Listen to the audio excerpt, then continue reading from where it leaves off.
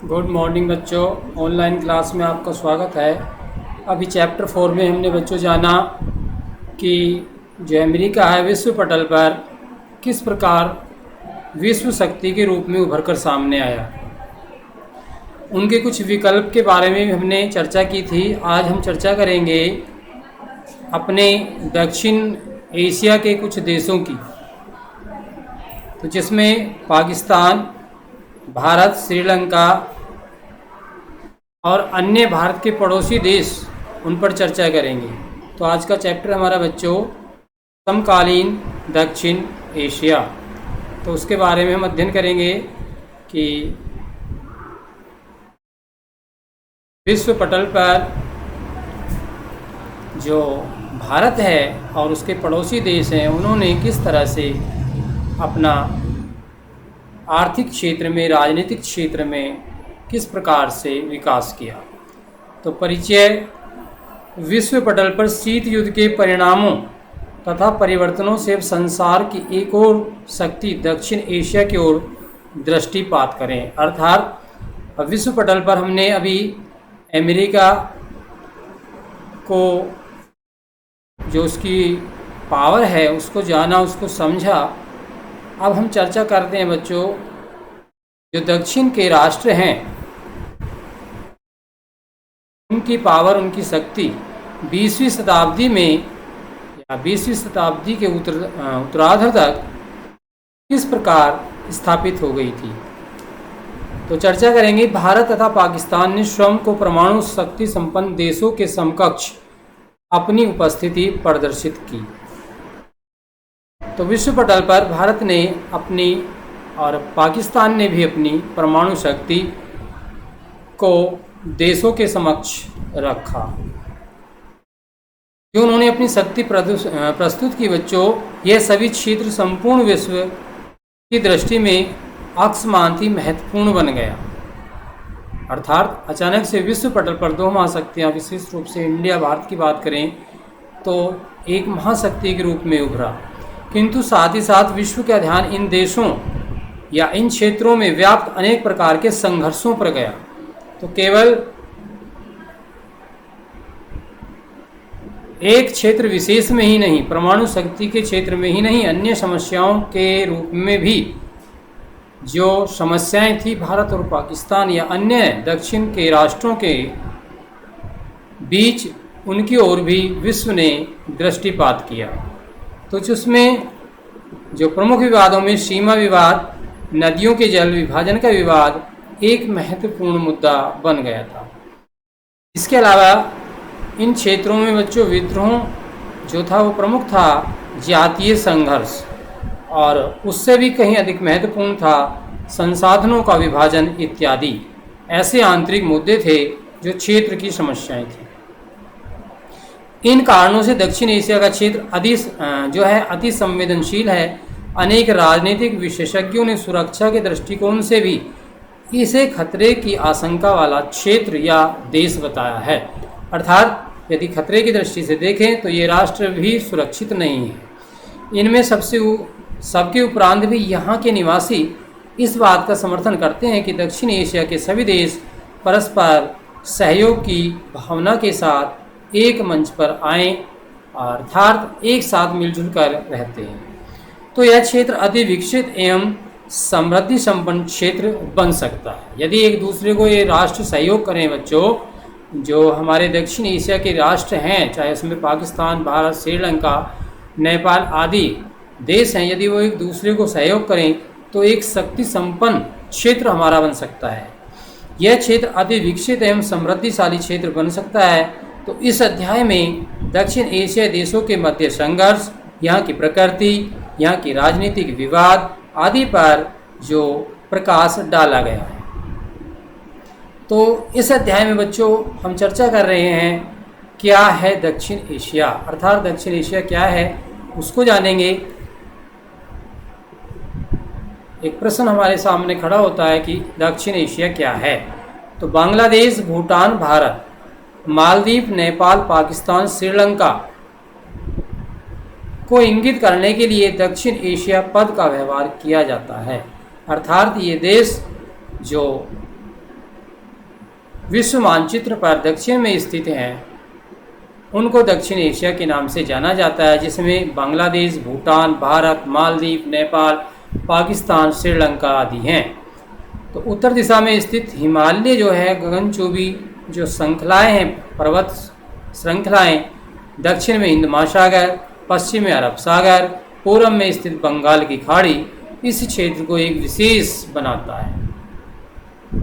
तो इस क्षेत्र की भौगोलिक परिस्थितियों से ही इस उपमहाद्वीप क्षेत्र की भाषाएं सामाजिक एवं सांस्कृतिक अनुपम क्षमता के लिए उत्तरदायी है, अर्थात विभिन्न प्रकार के रीति रिवाज, विभिन्न परंपराएं, सांस्कृतिक धरोहर, वातावरण भिन्न भिन्न प्रकार का होने के बावजूद भी सब एक सूत्र में, एक धागे में पिरे हुए से लगते हैं। इस क्षेत्र में की चर्चा में यदाकदा अफगानिस्तान तथा म्यांमार को भी सम्मिलित किया जा सकता है। चीन इस क्षेत्र का प्रमुख देश है, किंतु चीन को दक्षिण एशियाई क्षेत्र का अंग नहीं माना जाता। 7 देशों को ही दक्षिण एशिया पद के रूप में जाना जाता है। तो इस तरह परिभाषित दक्षिण एशिया प्रत्येक क्षेत्र में विविधताओं से परिपूर्ण है, फिर भी भू राजनीतिक धरातल पर स्थित एक विशिष्ट क्षेत्र के रूप में जाना जाता है। दक्षिण एशिया के विभिन्न देशों में एक समान राजनीतिक प्रणाली नहीं है बच्चों। तो जो भिन्न भिन्न देश हैं उनकी भिन्न भिन्न राजनीतिक प्रणालियां हैं। इस क्षेत्र की अनेक समस्याएं, सीमाओं के पश्चात भी भारत, श्रीलंका में ब्रिटेन से स्वतंत्र होने के पश्चात लोकतांत्रिक व्यवस्थाएं सफलतापूर्वक संचालित हैं।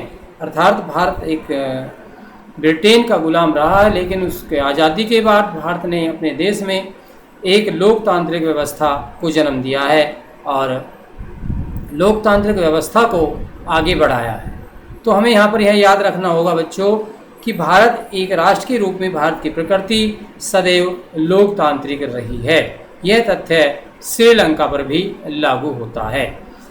बात करें हम पाकिस्तान एवं बांग्लादेश की, तो बांग्लादेश एवं पाकिस्तान में लोकतांत्रिक एवं सैन्य शासन व्यवस्था बच्चों रही है। अर्थात वहाँ पर लोकतंत्रात्मक शासन प्रणाली के साथ साथ सैन्य शासन प्रणाली भी मौजूद रही है। शीतकाल या शीत युद्ध के पश्चात कई वर्षों तक बांग्लादेश में लोकतांत्रिक प्रक्रिया द्वारा राष्ट्र का संचालन होता रहा है। पाकिस्तान में शीत युद्ध के पश्चात निरंतर दो लोकतांत्रिक सरकारें गठित हुई थी। प्रथम सरकार बच्चों बेनज़ीर भुट्टो के नेतृत्व में गठित हुई, जिसने अपना कार्यकाल पूरा किया था। दूसरे कार्यकाल की बात करें तो नवाज शरीफ ने द्वितीय लोकतांत्रिक सरकार का गठन किया था, लेकिन वहाँ की जनता को लोकतांत्रिक व्यवस्था बच्चों रास नहीं आई। अंततः 1999 में उनका तख्ता पलट दिया गया और सैन्य शासन अर्थात राष्ट्रपति शासन लागू कर दिया गया। हालांकि 2008 में पुनः लोकतांत्रिक सरकार का शासन आया। 2006 तक नेपाल में संवैधानिक लोकतांत्रिक व्यवस्था थी। तो बच्चों यहाँ पर निरंतर इस बात का भय बना रहा कि राजा कार्यपालिका सहित सभी शक्तियों को अपने हाथ में न ले, किंतु 2006 में एक व्यापक सफल जन आंदोलन हुआ, जिसके फलस्वरूप 2008 में नेपाल में लोकतांत्रिक सरकार का गठन हुआ।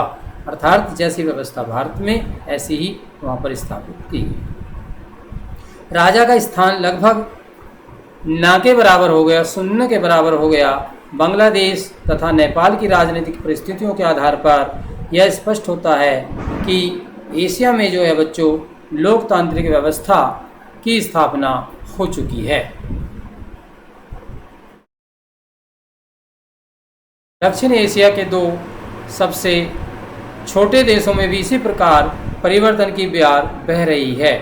भूटान में अभी भी राजनीतिक जो है राजतंत्र की व्यवस्था है, किंतु 2008 में वहाँ पर भी बच्चों संवैधानिक लोकतंत्र अर्थात संवैधानिक राजा का तंत्र बन चुका है। जो राजा है वह संवैधानिक व्यवस्था को लोकतंत्र के अनुसार चला रहे हैं। यहाँ के नरेश ने बहुदलीय लोकतंत्र की स्थापना की योजना को कार्य रूप देने की योजना प्रारंभ की थी। अर्थात बहुदलीय व्यवस्था क्या होती है, जिसमें एक, दो या दो से अधिक दल जो है अस्तित्व में होते हैं उसको बहुदलीय प्रणाली कहते हैं। तो यहाँ पर द्वितीय जो है देश मालदीव की चर्चा करें बच्चों, तो 1968 तक सल्तनत के रूप में कार्यशील था, किंतु 68 के बाद यहाँ पर गणतंत्रात्मक शासन प्रणाली की स्थापना हो गई। यहाँ शासन की अध्यक्षात्मक प्रणाली को अपनाया गया। तो 2008 के बाद जून में मालदीव में भी संसद में बहुदलीय प्रणाली का उदय हुआ और जो पार्टी प्रमुखतः उभर कर सामने आई बच्चों, मालदीवियन डेमोक्रेटिक पार्टी, जिसको MDP के नाम से भी जाना जाता है। MDP 2018 में आयोजित चुनाव को जीतने में सफल रही। तो दक्षिण एशिया में लोकतंत्र का मिलाजुला रिकॉर्ड रहा है। इसके पश्चात भी बच्चों दक्षिण एशियाई देशों की जनता के मध्य लोकतंत्र की आकांक्षाओं में सहभागिता का आकर्षण दृष्टिगोचर होता है। अर्थात लोकतांत्रिक प्रणाली में यहाँ की जो जनता है बच्चों वो विश्वास करती है। दक्षिण एशिया क्षेत्र के 5 बड़े क्षेत्रों में सर्वेक्षण के आधार पर यह ज्ञात हुआ है कि इन देशों में लोकतंत्र को व्यापक जन समर्थन प्राप्त है। अर्थात जो जनता है बच्चों वह लोकतंत्रात्मक शासन चाहती है, अर्थात जिसमें जनता की भागीदारी हो, जिसके बारे में पूर्व में भी बच्चों आपको बताया जा चुका है कि लोकतंत्रात्मक शासन क्या होता है, अर्थात जिसमें जनता की भागीदारी होती है, जनता अपने प्रतिनिधियों को चुनती है। तो सर्वेक्षण द्वारा यह भी ज्ञात हुआ है कि प्रत्येक वर्ग तथा धर्म के सामान्य नागरिक सभी लोकतांत्रिक प्रक्रिया को श्रेष्ठ समझते हैं, अर्थात वो चाहे किसी भी धर्म के हों, किसी भी जाति के हों, वो लोकतांत्रिक शासन व्यवस्था में बच्चों विश्वास करते हैं तथा प्रतिनिधिमूलक लोकतंत्र की संस्थाओं का समर्थन करते हैं। प्रस्तुत देशों में लोक शासन की किसी और प्रणाली की अपेक्षा लोकतंत्र को अधिक वरीयता देते हैं तथा मानते हैं कि उनके देश के लिए लोकतंत्रात्मक शासन ही अधिक श्रेष्ठ है। तो निष्कर्ष यह है बच्चों कि जो विश्व के धनी देश हैं उनमें भी लोकतंत्र शासन व्यवस्था ठीक प्रकार से, अच्छी प्रकार से भलीभूत होती है, फैलती है, अर्थात वहाँ के लोग उसको अपनाने के लिए बच्चों आसानी से तैयार हो जाते हैं। अब जानेंगे कि दक्षिण एशियाई क्षेत्रीय जो संगठन है वो क्या है, कब इसकी स्थापना की गई बच्चों, तो इसको हम डेट को याद रखेंगे, बड़ी महत्वपूर्ण है।